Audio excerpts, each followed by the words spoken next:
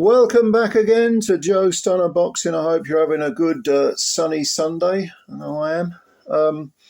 There's an old saying, what is said about someone is not important, it's who says it.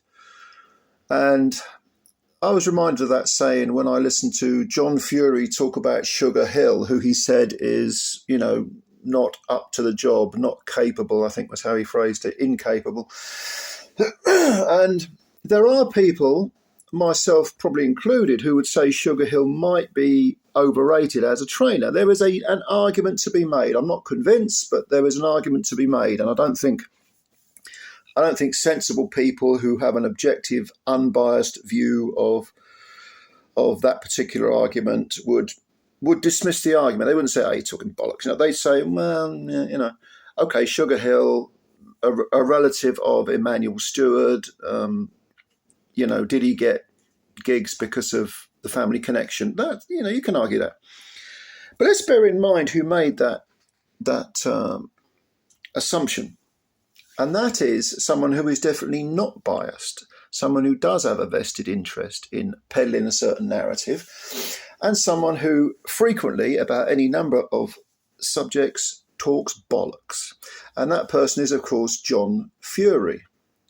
Now, let's have a look at John Fury, shall we? His training record. Never mind all the other stuff that comes out of his mouth, which we could make separate videos on, but just his training methods. The day after I watched that video, I watched Tommy Fury's fight, which was over in Hungary.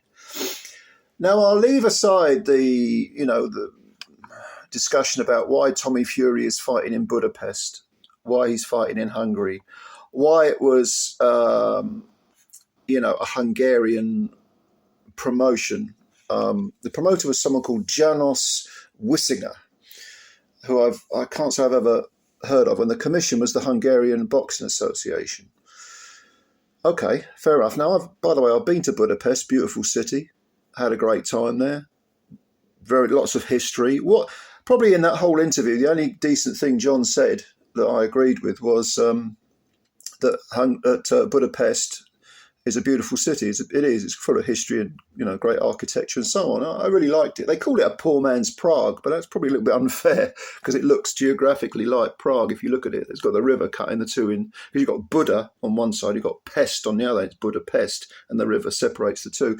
But anyway, as beautiful as it is, it's not really a boxing city. In fact, Hungary is not really a boxing country, is it? So what is Tommy Fury and his cousin or his brother, Roman Fury, what are they doing over there? Fighting 6-rounders, by the way, on a very strange card, which, although very professional, was punctuated with all sorts of musical interludes, rappers and hip-hoppers. Oh, what the fuck you call them? Look, that stuff's not aimed at me, a 57-year-old man, Englishman, okay? Younger people might like it. I don't know. All I'm saying is I'm a boxing fan. If I go to a boxing show, I don't expect, 20-minute, half-hour interludes with all sorts of rappers yapping about something I ain't got a clue what they're talking about. But there were two very attractive young ladies presenting the show who spoke pretty good English. And the whole thing did have a very professional air to it.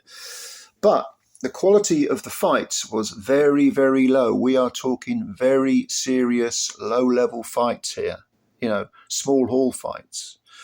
And let's start with Roman Fury, who faced a guy called Joseph, I think it might have been, I can't pronounce his name, Peja, who came in with a 7-5 record and basically got stopped. And Roman Fury is now, he's trained by his father or his uncle? I lose track with the Furies. Who are the nephews? Who are the kids? I don't even fucking know. But Roman Fury is now a 6'2" heavyweight with an enormous spare tire around his middle. Right? And he stopped this guy, Peja. I think that was a 4-rounder, not a 6-rounder. Okay, now just the conditioning alone makes you question John Fury as a head coach, because Roman Fury is a cruiserweight. There's no way on earth he's a bridgerweight, never mind a heavyweight. He was there, wobbling around with it, and he showed some decent skills. In fairness, he showed some pretty good skills. Bear in mind, this was only his 5th fight, and he got a stoppage win against a guy with a winning record, 7-5. God knows what the quality of the opposition was, because we're probably talking, wins against guys who, not many of whom had winning records. And the guy had also been stopped 3 times previously in 5 defeats, this Payar guy. But Roman got the job done, all right, so he gets the job done. But, he looks a lot more talented than Tommy Fury, let's put it that way. He looks like he may have some skills. I don't know how old Roman Fury is, but if he dedicates himself, if he gets himself in shape, and if he's in the right weight division, maybe he could do some damage. And then we come to the headliner, which is Tommy Fury. Now, again, trained by his father from start to finish. He's had 10 fights now. And when he's not fighting YouTubers, he's fighting, basically no-hopers. His first 4 or 5 fights were against, some of them didn't even have a win in the wins column, and they had, 10, 11 defeats, whatever it was. I think one guy had 26 defeats and no wins. That was very early on in his career. Which, by the way, he turned pro in 2018, so that's 7 years ago, and he's only had 10 fights. And then he went off the rails. Apparently, he cheated on his missus or something. And they got a kid, and then he went drinking and boozing it and doing silly things. And now he's come back on the straight and narrow. And of course, post fight, after winning a decision over a journeyman, he was like, "I'd like to thank my Lord and Saviour Jesus Christ," and all this, usual shit they talk.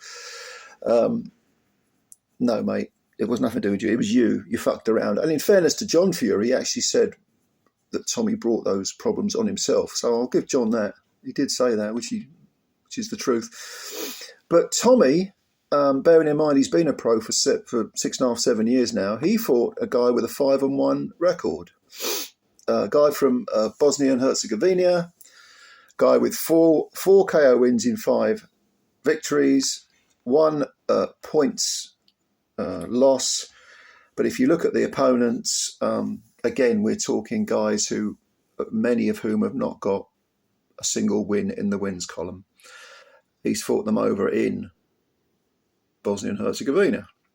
And his only defeat was on the road in Italy, where he lost a 6-rounder. It was last year, back end of last year.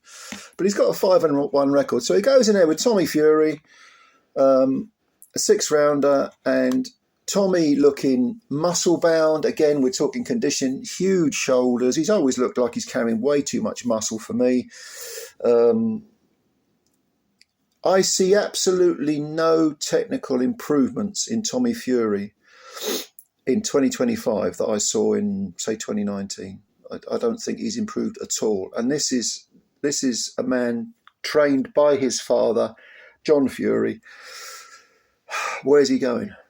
I mean, okay, maybe he just isn't very talented. That's what it looks like to me. He's just not a very talented boxer. He's got the wrong physical shape again, whereas Roman was too fat, carrying that ridiculous spare tire around the middle, fighting in the wrong weight division. Tommy now looks like a light heavyweight who's bulked himself up into the cruiserweight division.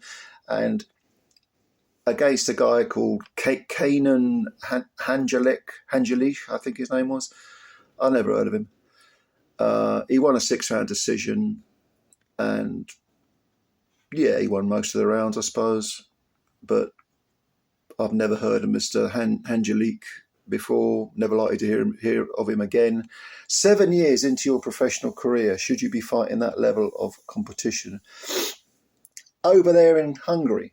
Now, it could be that John has alienated him and the people he trains, his sons basically, with his overall demeanour, and that they are unable to go with any promotional outfit that is, that has major welly, major gravitas, major standing, and has to go with, over to Hungary or some of the similar, less boxing influential areas, Kind of like when Prince Patel wasted his entire career by going on the road and fighting in places like Hungary, Latvia, Lithuania. Lovely places. I've nothing against these countries. They're great countries.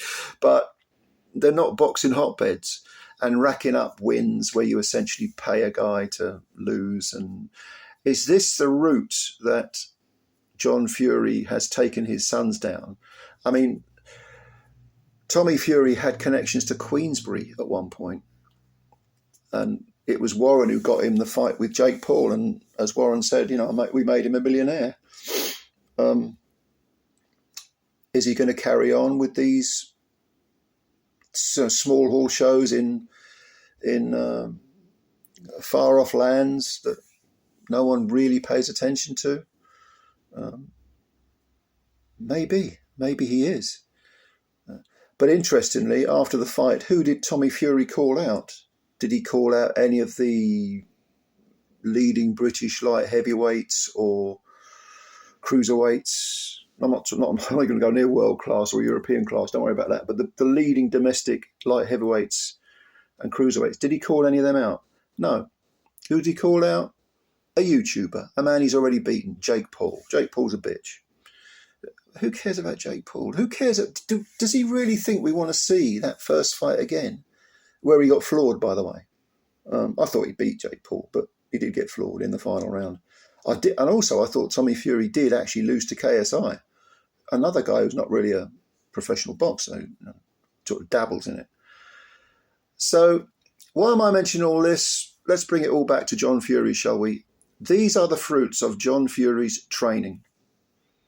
This is the level that he has reached with his own flesh and blood in terms of his auspices as a trainer, as someone who is fit to say Sugar Hill's incapable. Maybe Sugar Hill is overrated, but I'll tell you this, he's a fuck ton better than John Fury as a trainer. So I'm not even going to go into the rest of the stuff that came out of John Fury's mouth, some of the other bullshit about, Tyson being robbed twice against Usyk and all this crap.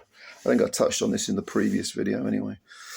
But just this one point, John Fury as a trainer, what's he achieved as a trainer in boxing? Absolutely nothing. And even if Sugar Hill is overrated, trust me, the amount of boxers who would pick Sugar Hill as a trainer over John Fury is mountainous. All right. So I just thought I'd say that. What do you think? What's your opinion? I've got a feeling a lot of you might agree with me, but maybe I'm being arrogant. Maybe you think, no, you're wrong. John Fury's the best thing since, big tits and sliced bread. You tell me. Leave your comments below. Subscribe to the channel if you're new and hit the like button as well, and spread the word about Joe Stunner Boxing. Much love to all of you. Peace. Enjoy the rest of your Sunday, and I'll speak to you soon. Bye for now.